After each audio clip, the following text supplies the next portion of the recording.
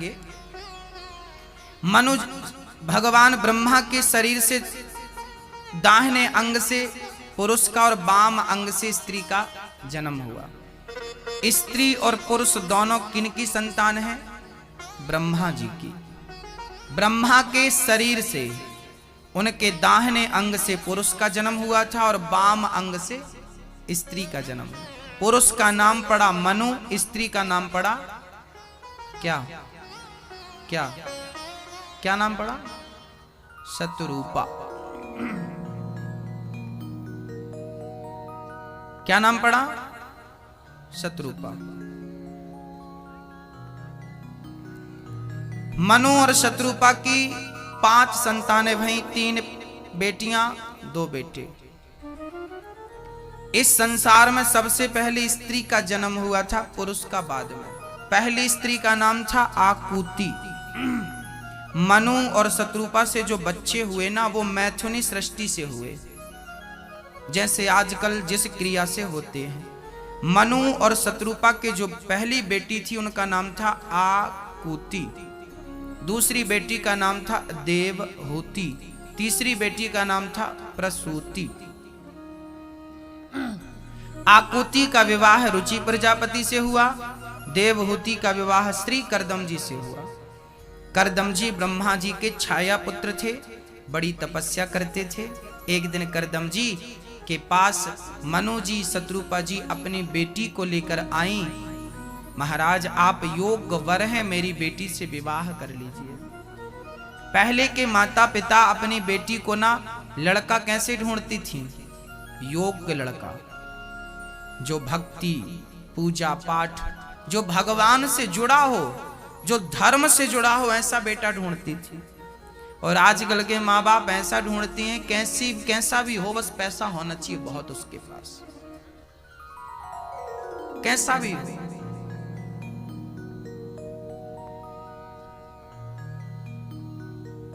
लड़की यदि बहुत गोरी है और लड़का बहुत काला ढूंढ दिया है तो माँ बाप को घोर नरक जाना पड़ेगा।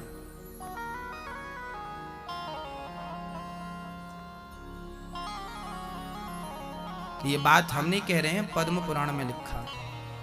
शास्त्र कहते हैं कि लड़की आपकी सुंदर है, दिखने में अच्छी है, तो लड़की के योग्य का वर भी होना चाहिए, उसी प्रकार का हो। जो आपकी लड़की सुंदर दिख रही है तो लड़का भी थोड़ा सुंदर हो, ताकि माँ बाप तो शादी करके बाजू हो जाएंगे, उनको जीवन गुजारना है ना। तो कहीं लड़की को ये ना लगे कि यार मेरा पति सबके सामने खड़े करने लायक नहीं है। कई बार पैसों के लालच में माँ बाप लड़की को कहीं भी दे देते हैं, पैसा होना चाहिए, कहीं भी दे दिया,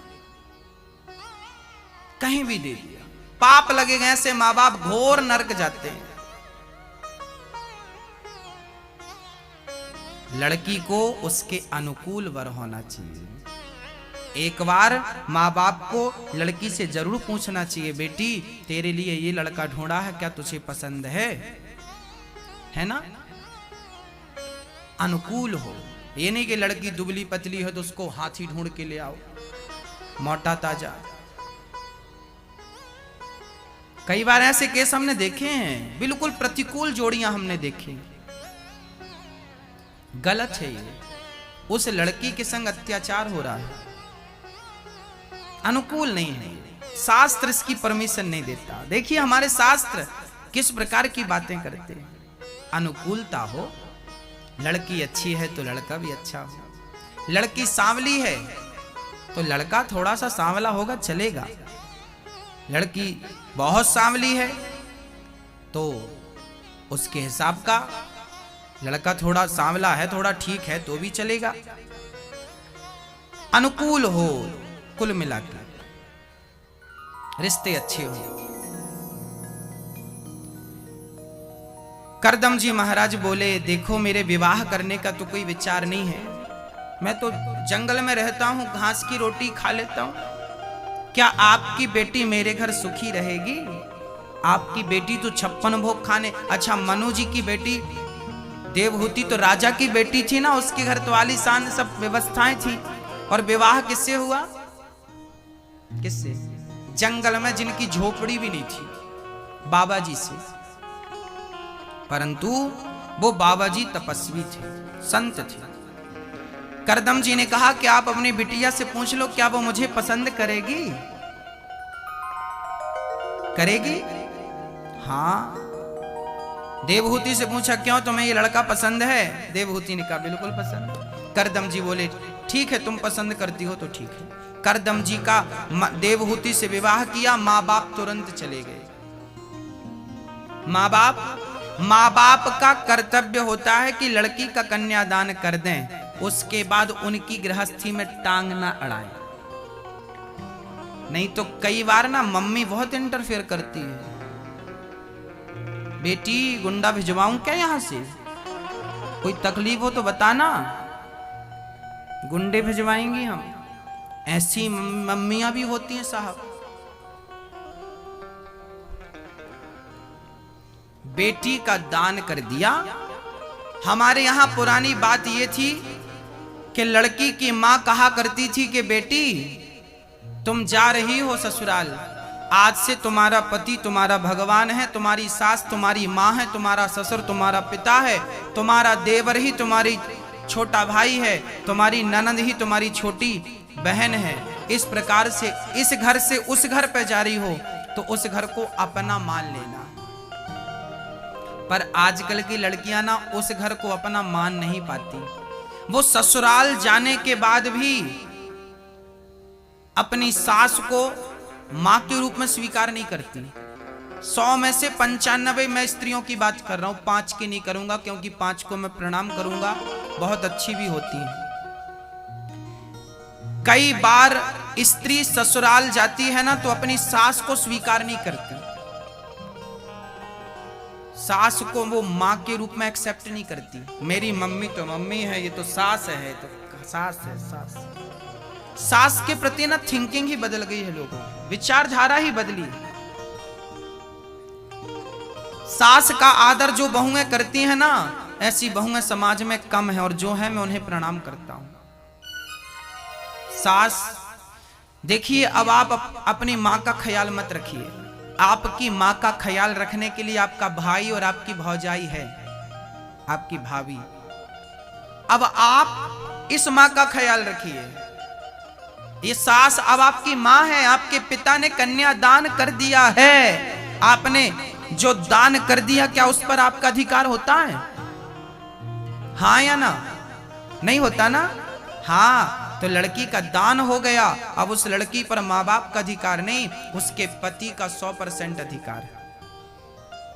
आपके पति की आज्ञा का पालन करना ही शास्त्र का सिद्धांत नियम है। अब आप ना करें तो फिर मनमुखी, आजकल तो लोग कानून का भी पालन नहीं करते, तो उनको क्या कहा जाए? नहीं करने वालों के लिए कोई बात नहीं, करने वालों के लिए सारे नियम है ना। इसलिए करना चाहिए। पति भगवान है, सास मां है, ससुर पिता है। इस प्रकार गृहस्थी हो, अनुकूल हो, शुद्ध वातावरण हो। सास को भी थोड़ा सा धैर्य रखना चाहिए। कई बार सासें भी सांस नहीं लेने देती। उनको ऐसा लगता कि ये बहू नहीं, घर की नौकरानी है। आजकल तो फिर भी ठीक हो गया, आज के 20 साल पहले नारियों के ऊपर अत्याचार तो हुआ है, ये बात तो मैं मानता हूं। स्त्री जात के ऊपर अत्याचार तो हुआ। पहले का आदमी ना स्त्री को पांव की जूती से ज्यादा कुछ समझता ही नहीं था। अब तो फिर भी थोड़ा आदमी जाग गया है तो ठीक बातें होने लगी। पहले के जमाने में औरत को पांव की जूती ही माना जाता था। लंबा घूंघट डाले रहो, गर्मी है तो भी साड़ी ओढ़े रहो, पसीना है तो भी ओढ़े रहो, और वो किचन में ही बैठे रहो। घर भी पहले के अलग प्रकार के हुआ करते थे, पंखा तक तो हुआ नहीं करता था। बड़ा अत्याचार सहा है नारियों ने। नारी नौकरानी नहीं होती, बहू घर की लक्ष्मी है, उसका आदर किया जाए। कई बार ना घर में झगड़े काम धंधे को लेके होते। काम जिठानी कहती मैं क्यों करूं, मैं तो बड़ी हूं, तू रोटी बना। चलो आज हमने भोजन बना लिया, आज हम छोटी हैं बना लिया। अब जिठानी बोली कल भी बना, रोज तू ही बना। क्यों, तेरे ठेका लिखा क्या है, तेरा सबको बना के खिलाएगी, तू नहीं बनाएगी। महारानी बैठी रहती है। ऐसे गृहस्थियां नहीं चलती। एक दिन घर का सारा काम हमने कर लिया तो एक दिन तुम कर लो। आज भोजन हमने बना लिया, कल तुम बना लो। आज बर्तन हमने धुल लिए, कल तुम धुल लो। आज कपड़े हमने साफ कर दिए, कल तुम कर लो।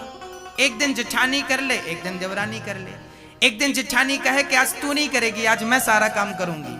अब सोचो उस घर की जिठानी कैसी होगी जिस घर की जिठानी ये कहती हो। वो जिठानी नहीं है, वो भगवान है। वो जिठानी जब कहती होगी कि बहन आज तू नहीं करेगी काम, आज सासू माँ नहीं करेंगी काम, आज मेरी देवरानी काम नहीं करेगी, आज सारा काम मैं करूंगी, अपने हाथ से बढ़िया मालपुआ खीर बना के खिलाऊंगी। जब जेठानी ये कहती हो कि आज तू बर्तन नहीं धुलेगी, आज मैं बर्तन धुलूंगी, आज तू भोजन नहीं बनाएगी, मैं भोजन बनाऊंगी, वो घर घर नहीं है मेरी माँ, वो घर स्वर्ग है।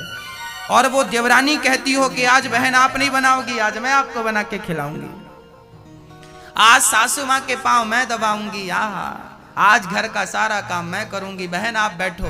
और जिस घर में देवरानी जिठानी में बहुत बहनों की तरह प्यार स्नेह हो, वो घर घर नहीं है मेरी माँ। घर को आप चाहो तो स्वर्ग बना लो, घर को आप चाहो तो नरक बना लो, मर्जी आपकी कहाँ रहना है। जहां प्रेम अधिक होगा वहां स्वर्ग होगा, और जहां प्रेम कम होगा वहां नरक हो। जहां सुमति तहां संपत्ति नाना, मर्जी आपकी कहां रहना। देख लो, मां देवहूति करदम जी के संग रहने लगी और बड़े प्रेम से। एक दिन करदम जी बोले, देवी आपकी क्या इच्छा है। करदम जी समाधि में बैठे, वर्षों बाद समाधि खुली। देवहूति ने कहा मुझे संतान की कामना है। करदम जी ने कामक विमान की रचना की। करदम जी ऐसे तपस्वी संत थे कि उन्होंने एक विमान बना दिया। कौन सा विमान? कामक विमान, जिसमें बड़े बड़े सुंदर कमरे थे और वो उड़ता था बिना डीजल पेट्रोल का। ऐसे तप के बल से उस विमान पर यात्रा की। 9 बेटियां उसी विमान में पैदा हुई। 9 बेटियां कौन कौन सी? अनुसुईया, कला, श्रद्धा, हविर्भू, गति, क्रिया, ये सारी बेटियां हुई। करदम जी बोले अपनी पत्नी से, देवी देखो बेटियां हो गई, मैंने बेटियों का विवाह भी कर दिया, बेटियों का विवाह भी कर दिया। मनु जी ने विवाह कर दिया, करदम जी ने ब्रह्मा के 9 बच्चों से, 9 बेटों से विवाह कर दिया। कला का मरीचि से, अनुसुईया का अत्रि से, श्रद्धा का अंगिरा से, हविर्भू का पुलस्त से, गति का पुलह से, क्रिया का विवाह क्रतु से, ख्याति का विवाह भृगु से और अरुंधति का विवाह श्री वशिष्ठ जी से किया। ये 9 बेटियों का विवाह। करदम जी ने अपनी पत्नी के सामने हाथ जोड़े, देवी बेटियों का विवाह हो गया, अब आज्ञा दो हम जाएं। देवहूति ने कहा कहां जाएं? बोले अब जाएं भजन करें भगवान का। अब हो गई गृहस्थी पूरी, गृहस्थी के सारे कर्तव्य हमने निभा दिए। देवहूति ने कहा कि अभी आपने एक कर्तव्य नहीं निभाया। आपने वादा किया था मैं आपको पुत्र दूंगा, अभी पुत्र तो दिया नहीं। करदम जी रुक गए और देवहूति के गर्भ से कुछ दिनों के बाद सुंदर सा पुत्र हुआ। भगवान नारायण ही श्री कपिल रूप में प्रकट भये और कपिल भगवान का जन्म हुआ। बोलिए कपिल देव भगवान। कपिल देव जी के जन्म होते ही करदम जी ने हाथ जोड़ लिए, देवी अब मुझे आज्ञा दो मैं जाऊं। भक्तों, मैं आपसे एक छोटा सा निवेदन फिर से करूंगा कि यहां जितने लोग बैठे हैं सारे लोग बात सुनेंगे और मेरे एक प्रश्न का उत्तर देंगे। आप सभी जन, प्रश्न पूछूंगा, उत्तर भी चाहूंगा। यहां जितने लोग बैठे हैं बताएंगे, बताओ आपकी बेटी का विवाह हो गया, जिनकी बेटी का विवाह हो गया है वो लोग सुनेंगे। जिनकी बेटी का विवाह हो गया और जिनके बेटों का विवाह हो गया, आप बेटी के विवाह को कर चुके, बेटे को विवाह को कर चुके, बेटी अपने घर में खुश, बेटा अपने घर में खुश। अब बताओ आपके सारे कर्तव्य पूरे हो गए कि नहीं? यदि बेटी और बेटे का विवाह हो गया है तो, अभी नहीं हुआ तो आपका कर्तव्य अभी बाकी है। जिनके हो चुके हैं वो मेरे से अभी बात करें, और जिनके होने बाकी हैं वो सुन ले, बाद में काम आएगी बात। आपकी बिटिया अपने घर सुखी है, शादी कर दी, आपका बेटा पांव पे खड़ा है, कमाता धमाता है, दाल रोटी खाता है। अब आपके सारे कर्तव्य पूरे हो गए ना गृहस्थ जीवन के, हाँ या ना? आपके गृहस्थ जीवन के सारे कर्तव्य पूरे हो गए भक्तों। अब एक ही कर्तव्य बाकी बचा है। अब एक और फर्ज आपका बचा, एक और कर्म आपका बचा, वो है भगवान की प्राप्ति। ईश्वर को प्राप्त करना भी आपका ही कर्तव्य है। यदि बेटे का घर बसाना आपका कर्तव्य था, तो ईश्वर की प्राप्ति भी इस मानव की कर्तव्य निष्ठा है, ये भी कर्तव्य है। पर आप ना बेटे का विवाह करने के बाद फिर नाती के विवाह की तैयारियां करने लगते हैं। क्यों भाई? आपका बेटा अपने बेटे की चिंता करे, तुम क्यों कर रहे हो भाई? ठेका लिया तुमने सबका, नाती का, पंती का, संती का, अंती का, फलाने का, ढिमके का। तो मरो ही मत, पड़े रहो घर पे, करते रहो सब। आपका बस चले तो मरे ही ना, वो तो व्यवस्था ईश्वर की तरफ से है कि मरना पड़ेगा, नहीं कोई मरते ही नहीं। बूढ़े बूढ़े भी अभी पड़े होते, गलत है ये। बेटा बेटी सुखी हैं, आप अपना मन भगवान में लगाओ। 1 महीना बद्रीनाथ में गुजारो, 1 महीना द्वारिकाधीश में गुजारो, 1 महीना जगन्नाथ जी का बढ़िया भात खाओ, बिहारी जी का दर्शन करो। 1 महीने तीर्थ यात्रा में रहो, बिहारी जी का, भगवान जी का दर्शन करो। इस प्रकार से जो समय 1-2 महीने का बचे तो घर आ जाओ, तो बहू बढ़िया बादाम का हलवा खिलाएगी। घर पे ही पड़ी रहोगी तो बासी रोटी भी नसीब नहीं होगी, बोझ बन जाओगी। हाँ, और हम तो निवेदन करते हैं आप लोगों से कि मरने के पहले घर छोड़ देना, घर पे तो मरने ही मत, है ना मैया? मरने के पहले घर छोड़ देना, घर पे मत मरना। घर वाले मरने नहीं देते, हिला हिला के पूछते हैं, भैया होके गए, होके गए, होके गए, पहचानो पहचानो पहचानो पहचानो। मरने भी नहीं देते शांति से। एक बार एक साहब मर रहे थे, लोग आए, भीड़ लगाए, और ऐसी भीड़ लगी लोग ऊपर गिर गए, बढ़ऊ पहले ही नहीं पट गए। तो ये लोग दुनिया वाले मरने भी नहीं देते। अच्छा, जब आप मरने लगेंगे ना, लोग बहुत रोएंगे, और जो बहुत रो रहे हैं इनको 13 दिन बाद देखना, ये रसगुल्ले मांगते दिखाई पड़ते, भाई ये और लाना। हाँ, ये रोने वाले बढ़िया रसगुल्ले खाते हैं 13 दिन, पूरे आंसुओं का हिसाब करते हैं, इतना रोए हैं साहब, इतने तो खाएंगे। इन लोगों का कुछ नहीं बिगड़ना। आप तो रसगुल्ला खा के चले जाओगे, बिगड़ेगा किसका? बिगड़ेगा उसका जो मर रहा था। यदि मरने वाला आपको देखते देखते मर गया तो उसका तो 84 का चक्कर ही बिगड़ गया। इसलिए मरते हुए व्यक्ति से मैं निवेदन करूंगा कि आप जंजाल में मत उलझना। जब आपके दादाजी, दादी जी, पिताजी जब मरने लगे तो गाय के गोबर से जमीन को, हम तो कहते हैं कि पहले समझदारी से घर से निकल जाना। बद्रीनाथ में मरना, वृंदावन में मरना, वो सबसे उत्तम है। और नहीं तो दूसरा, घर पे गाय के गोबर से लीप दिया जाए, बूढ़े को जमीन में लिटा दिया जाए और उसके हाथ में तुलसी की माला दे दी जाए, सामने राम का चित्र रख दिया जाए। राम का दर्शन करते करते, राम का नाम जपते जपते प्राण निकलेंगे तो भगवान की प्राप्ति निश्चित होगी। अजामिल इसका सबूत है, भगवान का नाम लेके प्राण निकले तो अजामिल को ईश्वर प्राप्त हो गए। नाम की बड़ी महिमा। ये वही नाम है मेरी माँ जिस नाम ने पत्थर को पानी में डूबने नहीं दिया। आज भी वो पत्थर पानी में तैरते हैं। कभी रामेश्वरम जाना, वहां का पत्थर आज भी पानी पे तैरता है। साइंस पागल हो गया, आज भी पानी पे तैरता है। क्या कहेंगे आप साइंस का कोई कारण मान सकते हैं, पर मैं तो ये मानता हूं कि राम नाम लिखकर पत्थर पानी में फेंके गए थे तो वो राम नाम ने पत्थरों को पानी में डूबने नहीं दिया। यदि राम नाम ने पत्थर को नहीं डूबने दिया तो विश्वास मुझे भी है कि वो नाम मुझे भी डूबने नहीं देगा। जैसे वो नाम ने पत्थर को पार लगाया, वो नाम मुझे भी पार जरूर लगाएगा। मैं उस नाम पे भरोसा करता हूँ। आप लोग करते हैं कि नहीं मेरी माँ? इसलिए निवेदन करता हूँ, उस नाम को छोड़िएगा मत। काम करते रहना और मेरे राम का नाम जपते रहना। काम बराबर करना, कोशिश ये रहे कि नाम ना छूटे। और मरने वाले के सामने लोग आके बहुत रोते हैं, चीखते हैं, चिल्लाते हैं। इनको कहो भाई अभी साइलेंट रहो, अभी चुप रहो, अभी मरा नहीं, तुम रोते क्यों हो भाई? और ये हमारी माताएं बहुत रोती हैं अजब गजब तरीके से। इनका ना, अच्छा माताएं, आपका कोई सगा नहीं होगा ना तो भी आप रोएंगी। हमारी माताओं को रोना है, बस पता बस चल जाए कि फलानी जगह फलाना मर रहा है, तुरंत भागे भागे गए और रोना। कोई क्या रिश्ता था, क्यों रोना है, रोना भी है कि नहीं रोना? रो रहे, सब रो रहे, हम भी रो रहे। एक ने किया हुआ, सब ने हुआ हुआ हुआ हुआ हुआ। क्या हुआ पता नहीं क्या हुआ बस हुआ हुआ।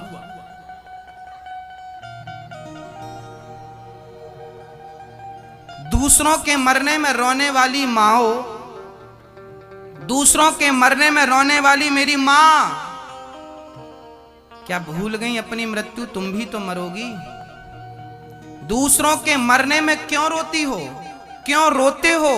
अपनी मौत भी तो देखो। जैसे आज वो मरा है, कल हम भी मर जाएंगे। रोने से क्या होगा? अपनी मृत्यु सुधार लो, अपनी गति सुधार लो, यही जीवन की सार्थकता है। रोने से कल्याण नहीं होगा। ये रोना धोना बंद करिए।